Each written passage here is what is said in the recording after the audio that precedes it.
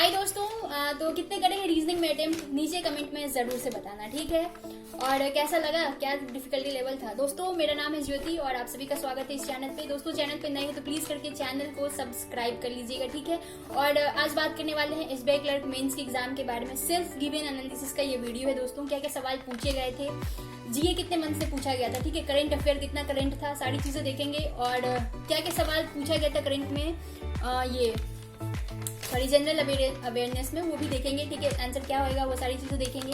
दोस्तों वीडियो के अंत तक बने रहिएगा। तो जल्दी जल्दी में सारी चीजें देख लेंगे कि ये रीजनिंग में क्या क्या पूछा गया था, कितने सवाल हुए हैं मेरे से, वो भी मैं कितने अटेम्प्ट करे हैं वो भी मैं वीडियो में बताऊंगी, ठीक है। एक्सपेक्टेड कट ऑफ क्या होएगा वो भी देखेंगे अपन लोग। तो प्लीज दोस्तों ये चैनल के अंत तक बने रहिएगा।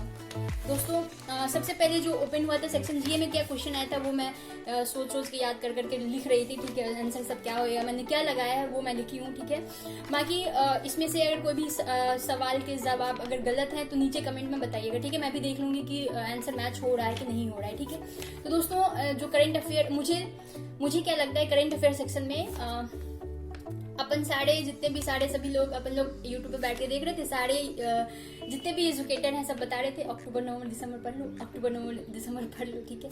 और उन्होंने क्या पूछा हमसे, जुलाई अगस्त सितंबर पूछा, जुलाई अगस्त सितंबर। तो सारे सवाल थे जो सितंबर, बहुत सारे सवाल थे, लग रहा था सितंबर बस सितंबर लिखा हुआ था, ठीक है। दोस्तों ये मुझे लगता है वो हम ही लोग को फॉलो कर रहे हैं कि बच्चा क्या पढ़ रहा है। अच्छा बच्चा अक्टूबर नवंबर दिसंबर पढ़ रहा है, हम लोग पूछेंगे जुलाई अगस्त सितंबर से, ठीक है। बाकी एक दो सवाल थे जो 2021 के भी डेटा से देखने को मिल रहा था, ठीक है। दोस्तों बात करें जीए में क्या क्या सवाल आया था, तो सबसे पहले जो रिपो रेट के बारे में था, ये रिसेंट था, ठीक है, दिसंबर से पूछा गया था। हाँ रिसेंट ही था, रिसेंट अभी चेंज हुआ था। तो दिसंबर में ये रिपो रेट जो है वो चेंज हुआ है, इंक्रीज हुआ है, 6.25% हुआ है। तो वो कितने बेसिस पॉइंट से इंक्रीज हुआ है, ठीक है दोस्तों। तो ये 35 बेसिस पॉइंट से इंक्रीज हुआ था, ठीक है, ये पूछा गया था। और एक पूछा गया था सर्व बैंक के बारे में, क्वेश्चन कुछ और था लेकिन उसमें हेडक्वार्टर पूछा गया था सर्व बैंक का कहाँ पे होगा, ठीक है, रसिया होगा उसका आंसर। उसके बाद दोस्तों चीता के बारे में अपन लोग ने सब कुछ पढ़ा, ठीक है। नामीबिया से आ रहा है, यहाँ पे एमपी में रखा जाएगा, ठीक है। और कुल्लू नेशनल पार्क में उसके बाद 9 चीता आ रहा है, ठीक है। मोदी जी के बर्थडे पे वो वहाँ पे ऐसे चल रहे थे। उन्होंने पूछ दिया कौन से ईयर में एक्सटेंट डिक्लेयर करा गया, ठीक है, 1952 आंसर होएगा इसका। उसके बाद दोस्तों नाविक के बारे में पूछा गया था, KLEMS में के बारे में पूछा गया था। उसके बाद दोस्तों प्राइज इन्होंने 2 नोबेल प्राइज पूछा, ठीक है। पूरे एग्जाम में प्राइज के बारे में सिर्फ यही 2 चीजें थी। एक नोबेल प्राइज केमिस्ट्री में दोस्तों जो 3 जने को मिला है उनका नाम पूछा गया था। और नोबेल पीस में दोस्तों जो एक तो 2 आपके ऑर्गेनाइजेशन थे और एक थी जो बेलारूस की थी। आंसर इसका यही होगा, बेलारूस पूछा गया था, ठीक है। एक कौन थी, उनका कंट्री कौन सा होगा, एलियस कुछ नाम था उनका। तो यही चीजें पूछी गई थी, ठीक है दोस्तों। बाकी फीफा वगैरह के बारे में कुछ भी नहीं पूछा गया, अपने सब याद करके गए। लाइव अल हिल्म अल रिला सपने में भी लग रहा याद आ रहा है, तो ये सब पूछा नहीं गया, सारा याद बर्बाद हो गया वो फीफा वाला। तो खैर कहीं ना कहीं काम आ ही जाएगा, ठीक है। और क्या क्या जीए में पूछा गया था दोस्तों, तो एक SDR के बारे में पूछा गया था, उसका मैंने IMF लगाया है, आपने क्या लगा नीचे कमेंट में बताना।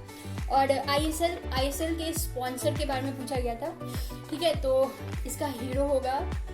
और सीमेंट का दोस्तों जो लार्जेस्ट कंट्री कौन है प्रोड्यूसर में, वो पूछा गया था। NARCL के बारे में कुछ पूछा गया था, उसका मैंने कैनरा बैंक लगाया है। क्वेश्चन मुझे पूरा याद नहीं रह गया, जो बैड बैंक है।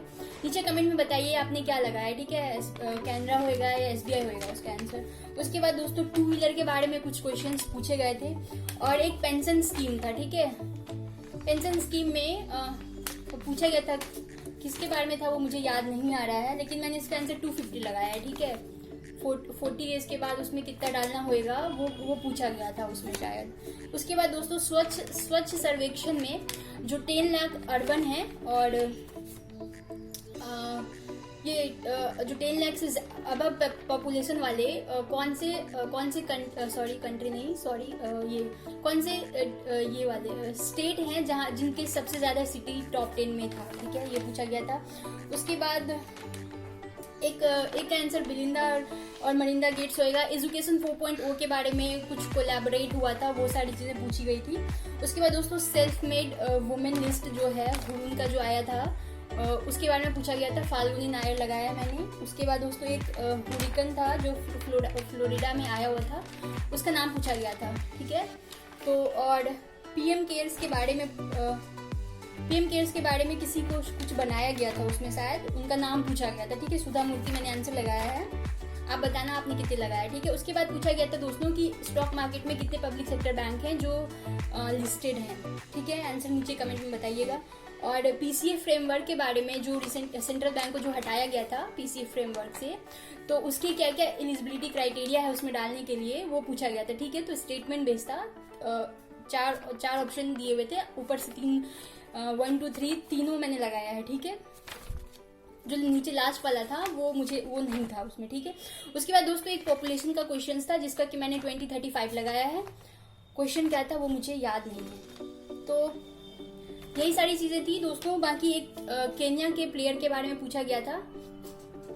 केन्या के प्लेयर वो एथलीट थे, मतलब हैं मैराथन में, मतलब हाँ स्प्रिंटर होंगे मैराथन में। उनको अभी प्राइज मिला है, ठीक है। यही प्राइज उनको एक बार और मिला है, वो पहले कब मिला वो ईयर बताना था, ठीक है। मुझे पूरा क्वेश्चन याद नहीं आ रहा है। तो दोस्तों ये तकरीबन 23 से 24 सवाल हो गए। बाकी सवाल मुझे याद नहीं रह गया क्योंकि स्टेटमेंट वाइज थे, ठीक है। 2 3 4 स्टेटमेंट ऐसे करके थे। तो बाकी और क्या क्या होएगा नीचे कमेंट में बताइएगा, ठीक है। मैं भी अपना आंसर मैच करा लूंगी कि मैंने क्या लगाया है, ठीक है। हालांकि पूरा क्वेश्चन मैंने नहीं सॉल्व करी थी, मतलब नहीं बनाई थी। जितने भी मैं बनाई थी मैं देख लूंगी कि मैंने कितने सही करे कितने गलत करे, ठीक है दोस्तों। तो ये हो गया आपके जीए सेक्शन पूरा हो गया, ठीक है।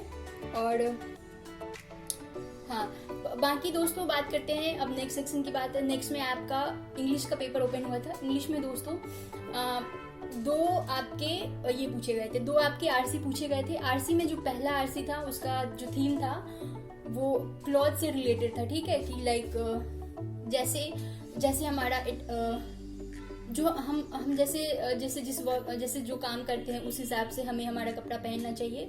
लाइक ऐसे अटायर कैसा होना चाहिए उस चीज़ पे था। जैसे हर क्लोथ का अलग एनर्जी होता है, जैसे स्पोर्ट क्लोथ का अलग होता है, वो सारी चीज़ें थी। एट द एंड फिर ये 3-4 पैराग्राफ में था। फिर हालांकि राइटर ने एट द एंड में कहा कि ये सारी चीज़ें मूड पे डिपेंड होती हैं, ठीक है। कैसा एनर्जी होएगा, क्या होएगा, नहीं होएगा। तो ये वाला थीम था दोस्तों पैसेज का, और इसी पे सवाल थे आपके। उसके बाद जो दूसरा आपका ये था आरसी था, उसका दोस्तों कुछ क्रॉप से रिलेटेड था। मुझे ठीक से याद नहीं आ रहा है क्या था, लेकिन वो भी ठीक ठाक था। आरसी ठीक था। इंग्लिश जो है इंग्लिश पोर्शन आपका डुएबल था, ठीक है। उसके बाद और इसमें एक ये पूछा गया था पैराजंबल का सीक्वेंस लिखते हैं। पैराजंबल का सीक्वेंस लिख के लाए हैं। मेरा EBAFDC आया है, ठीक है। आप नीचे कमेंट में बताइएगा। पैराजंबल में ऐसा था कि पैराजंबल में जो सेंटेंस बी में, हाँ बी वाला भी जो था वो एक साथ नहीं था, बी वाले को भी आपको ठीक करना था, ठीक है। उसके बाद एक में था कि आपके 4-5 वर्ड यूज करे गए हैं एक सेंटेंस में, वो भी कुछ गलत है।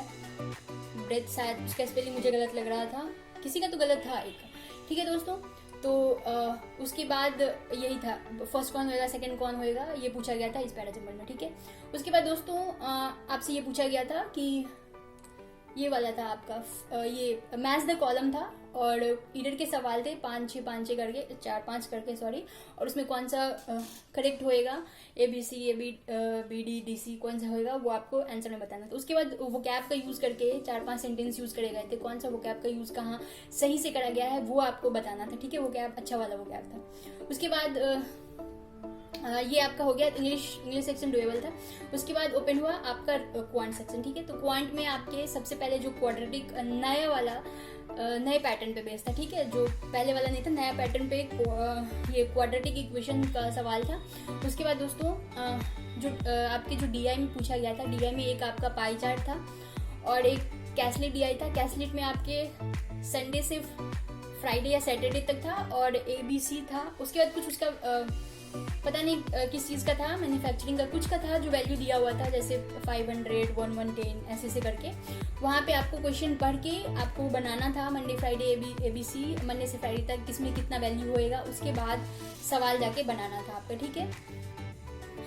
तो ये सवाल था आपका इसमें कैसलेट में। उसके बाद दोस्तों एक आपका डबल लाइन ग्राफ था, जिसमें कि एक में 2000 और B 2015 और 2010-2015 का कुछ वैल्यू दिया हुआ था, मेल और फीमेल का वैल्यू दिया हुआ था, और यही दिया हुआ था, और उससे सवाल आपको करना था, ठीक है।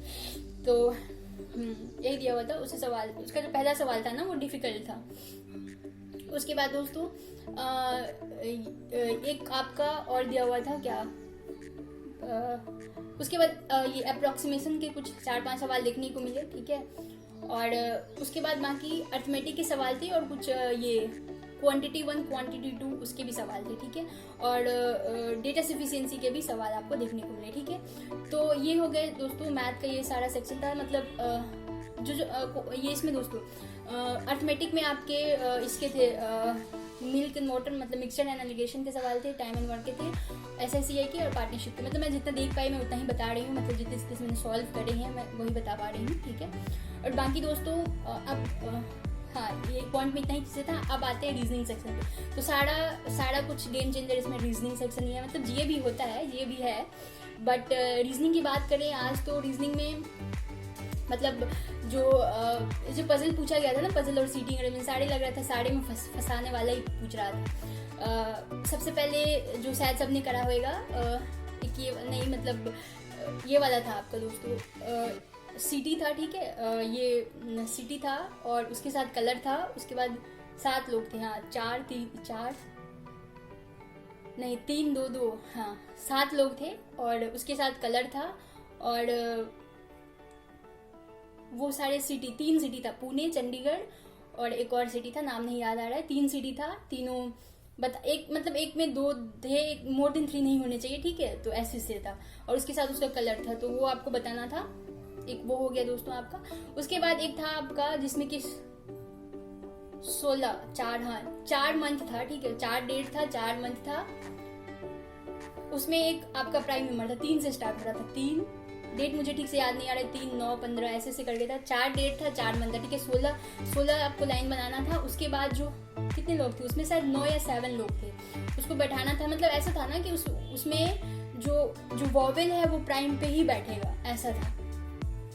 तो आपको वो बनाना था, मतलब ये एक पजल था आपका। उसके बाद एक था जिसमें कि 16 लोग थे, ठीक है। रो 1, रो 2, ABCDEF GH, ठीक है, और नीचे PQRS ऐसे करके था। तो उसमें पता नहीं था कौन नॉर्थ फेस कर रहा है, कौन साउथ फेस कर रहा है, ठीक है। क्वेश्चन पढ़ के ही बताना था हमें कौन नॉर्थ फेस कर रहा है, कौन साउथ फेस कर रहा है। ऐसा था कि सिर्फ जो 2 पेयर हैं वो एक दूसरे में फेस कर रहे हैं, बाकी कोई और एक दूसरे में फेस नहीं कर रहा है। और जो रो 1 का नॉर्थ है वो रो 2 के नॉर्थ से ज़्यादा है, ठीक है। तो यही था उसमें, ये क्वेश्चन था। और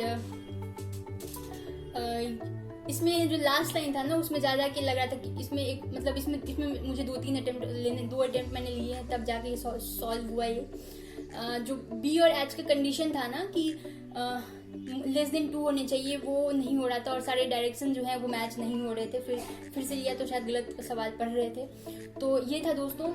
एक और था क्या, कोई पजल और था, एक ईयर बेस भी था, वो मैं नहीं बना पाई, ठीक है। और कोडेड साइलो के सवाल थे, और 2 ही सवाल थे उसके।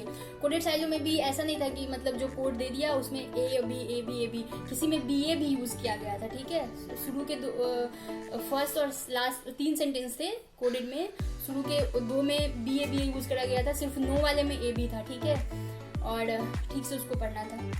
तो और उसके बाद दोस्तों जो इनपुट आउटपुट के थे उसका क्या लॉजिक होएगा, नीचे कमेंट में बताइएगा अगर आपने उसको सॉल्व करा है तो। उसके बाद दोस्तों कोडेड इनइक्वालिटी था, सॉरी इनइक्वालिटी नहीं, कोडेड ये चाइनीज कोडिंग आता है ना, चाइनीज कोडिंग नहीं था, मतलब जो कोडेड वाला था वो उसमें सिंबल का यूज करा गया था, ठीक है।